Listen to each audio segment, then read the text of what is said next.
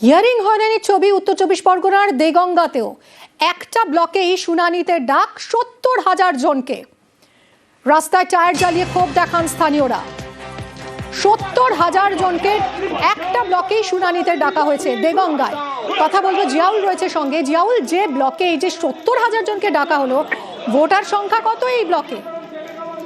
দেখো, শুধুমাত্র দেগঙ্গা ব্লকেই ৭০,০০০ মানুষকে কিন্তু হিয়ারিং এ ডাকা হয়েছে। এখানে ২,৭০,০০০ মানুষের মধ্যে ইতিমধ্যেই প্রথম ধাপেই কিন্তু ৭০,০০০ হিয়ারিং এ ডাকা হয়েছে সাধারণ মানুষকে। আর জানি ইতিমধ্যে এলাকায় একটা চাপা উত্তেজনা, তার কারণ প্রতি মানুষকেই হিয়ারিং এর জন্য ডাকা হচ্ছে। সমস্ত ডকুমেন্টস দেওয়ার পরেও নির্বাচন কমিশন যে সমস্ত ডকুমেন্টস চাইছে সেই সমস্ত ডকুমেন্টস দেওয়ার পরেও হিয়ারিং এ ডাকা হচ্ছে, এমনটা অভিযোগ তুলছে এলাকার মানুষজন।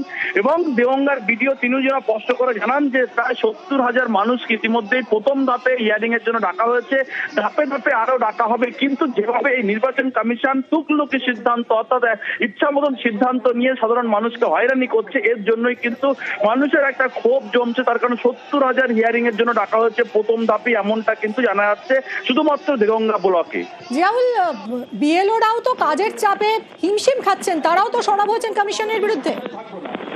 দেখো, ইতিমধ্যেই কিন্তু দেগঙ্গা ব্লকে ২০০-র বেশি ইতিমধ্যে বিএলও তারা কিন্তু পেন ডাউন এবং কাজ বন্ধ করে দিলেন। তার কারণ তার একটাই দাবি, যেভাবে নতুন নতুন সিদ্ধান্তে তাদেরকে দেওয়া হচ্ছে এবং সেই সিদ্ধান্তে তারা কিন্তু একেবারে সম্ভব নয় কোনো ট্রেনিং ছাড়াই এই ধরনের একের পর এক সিদ্ধান্ত নির্বাচন কমিশন দিচ্ছেন।